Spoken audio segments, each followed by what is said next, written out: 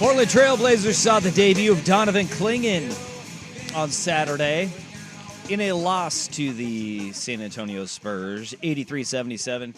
Blazers came out the gate. They did not look sharp. They were trailing by a boatload, including 18 points in the third quarter. But they rallied back, made a run at it, and still ended up losing, but made it respectable in that game. And of note out of that, yesterday, the San Antonio Spurs shut down Stephon Castle for the rest of the Summer League because of a wrist sprain when he went down, tumbled down, and went on that wrist. Did not look good. Yeah.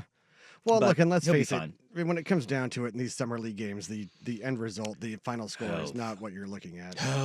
That's not what you're paying attention to. No, and look, Overreaction Monday, people are going to be all over the map with this Blazers team, especially with Donovan Clingan, the 7th overall selection.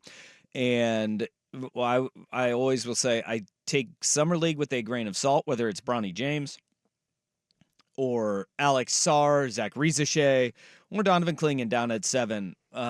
These are, I think it's fantastic because it's a way to dip your toe into what the NBA is before going against, all-stars and all-NBA guys. Yeah. And you saw exactly what it is with Donovan Clingan and the Blazers, especially when you have some teams have been playing down in the California League before, or Utah and Salt Lake City. You saw for the Blazers, though, a slow start. And it looked like a speed adjustment was there, especially for Donovan Clingan. And he was a little gassed early.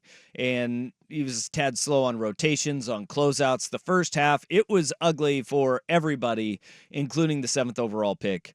But Clingan and everyone else, it looked like the game started to slow down a little bit in that second half, right? Everything from Clingan looked sharper. In my opinion, offensively, I'm putting it all aside. Yeah. It is game one.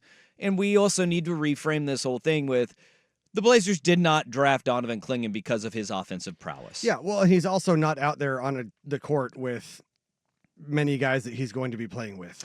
I believe, and from what we did see, you can see the framework there where settling into a solid offensive player, viable on the offensive end, sure. But it was offensively, I take it out and I just say, I'm going to take everything Summer League with a grain of salt. But what you could see in that, everything from Clingan in that second half looked a lot better than what we saw in the first half. His athleticism isn't that of like a plus athletic big where you're not going to be expecting him to guard, 1 through 5 or hell 3 through 5. But you see the movement, you saw his ability to screen, and look, he's a rim protector and a rebounder. And what we saw in that second half was 100% what you are going to kind of expect from him.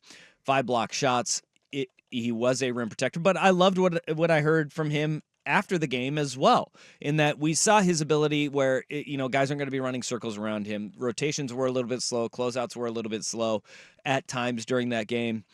But the framework in the athleticism that you want to see, it's there from Donovan Clingan. And when you heard him talk after the game, I think that this is a piece that the mentality in the makeup of what the Blazers are getting is why they took him at 7 overall. I'm hard on myself. I'm going to say nothing.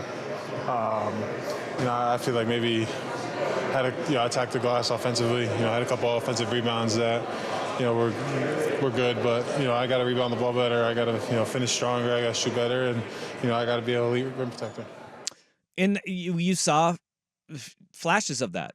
But he also went on to say that, look, there were some floaters. There was one that Castle, I think in the second quarter, he kind of went through and got a floater over the top of him where he's saying, those are the plays that I need to have better timing, and that's going to take a little bit of recognition, and that is okay. When you do not have, when you're drafting a player and he's a rookie and he's in the Summer League and he is not, drafted as a scorer, as an offensive threat, it's going to look a lot different. Yeah. And you're not going to have eye popping. He only scored 2. He's 1 of 8, 0 for 3 from 3. Yep. But you sat there and you said, okay, we'll see what that. He said he was a shooter and he has the ability to shoot. We'll see it play out. And that's one of the things that, game one didn't see that outside shot, but you saw it's not like some broken shot where you're like, oh, no, don't do that. Right. Just stay away from that. There's going to be lumps, and there's going to be some rough road. Yeah. Hopefully you start seeing him settle in more offensively. You started to see the comfort even in that second half. And then you kind of take those building blocks. As this texter on the Vancouver Forward text line says, I also knew Lillard was legit based on Summer League. Yeah. But that was a guy who came into the league as this dude is a scorer. He is a bucket getter. Yes. Jared Bayless also looked legit in Summer League, too. He was a Summer League MVP. Exactly. Yeah, and just because you see the good in the Summer League does not mean that always translates, and the same with the bad. And also, when it comes to this season, look, nobody's expecting this Portland Trailblazers team to go from the 4th worst record in the league to all of a sudden be a playoff team, right? This team's going to have its lumps and it's going to have its bruises, and you didn't draft Donovan Clingan at number 7 to be a difference maker this year and take you and have you make that leap. Donovan Clingan after the game talking about his offensive side of the ball. Yeah, no matter how poorly you play on the offensive end, that shouldn't affect your defense. Defense wins ball games, so you got to protect the rim at a high level. You got to help your team win, and that's all I want to do. So I was just trying to be the best defender, and because I knew offensively tonight was not my night. I think that right there, Rust, and what you were talking about is with a full complement, and I don't know if we're going to even get that this year, because a full complement would mean you've got shooters on the perimeter that are knockdown guys, right? Yeah. Mm-hmm. When the offense makes sense around a guy like, and this is where Portland is at right now.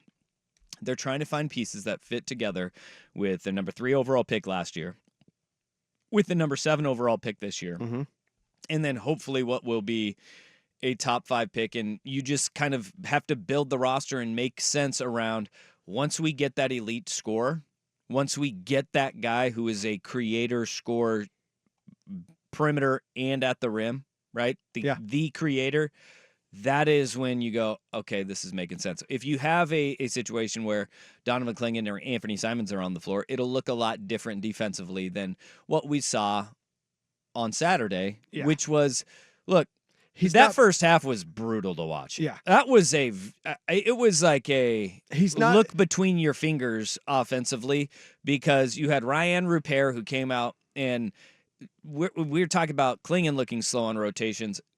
Ryan Rupert had 6 turnovers in the first half of that game.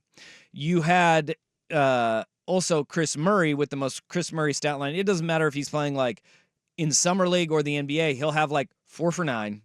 Couple of rebounds, couple assists, be productive, 9-point game, right? Yeah. That's who he is, and we're hoping that we see an elevation in a next step taken. It looked very reminiscent of what we saw in the later stages of last year with Chris Murray, though. But when you don't have that bona fide scorer, because Justin Minaya? Yeah. Rupert looked far different in the second half as he did in the first half, just like Clingan did. Everybody kind of got that big exhale after that first half.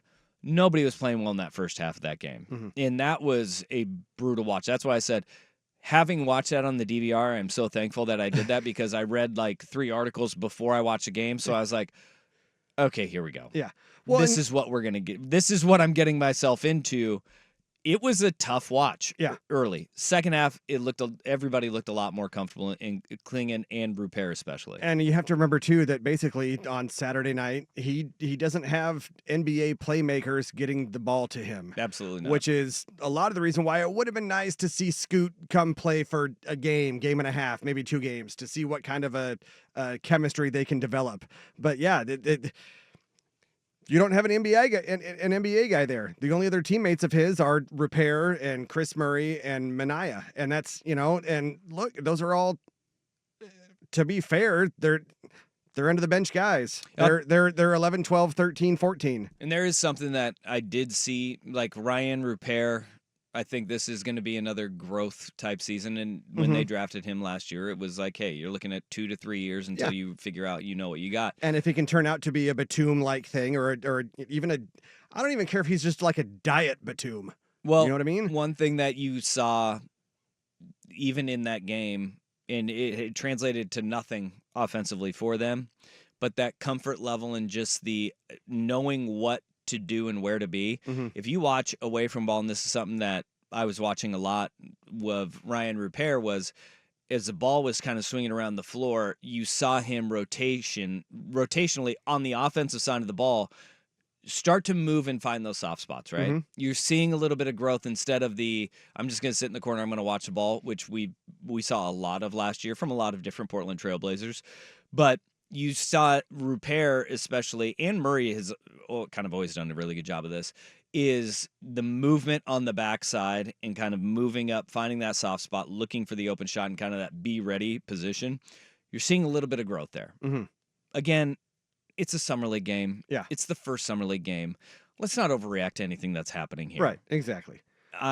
I don't know the big one for me with Donovan Clingan is I'll disagree with this Vancouver Ford texter. Clingan is a white stiff, another wasted pick, 0 skills on offense, and will get torched by athletic bigs. Yeah, I don't. That is one we're way too early to tell on any of that. Yeah. But the offensive prowess is they didn't draft him for that. Mm-hmm. Not right now. No. We will see where he's going to be at. I'm throwing up a poll at Danny and Dusty right now. I want to get Blazer fans' feedback on it, though. Your overreaction Monday on Donovan Clingan in his debut for the Portland Trailblazers. Well, and what's nice with these young guys that they do have there is that the difference between like a Rupert and a Chris Murray is Rupert is that like super high ceiling guy. You don't know what he can become. Chris Murray is one of those, you kind of know what he is, and he doesn't have that higher ceiling, but his floor is higher than like Rupert's floor, right? So you know what he can become. Yeah. Rupert, you've got the ideas, and the same with Clingan, because with the offense, look, he can go out and maybe he can shoot that 3 and stretch the offense out there, but you know that he can be a guy in the key that will make things terribly difficult for other teams.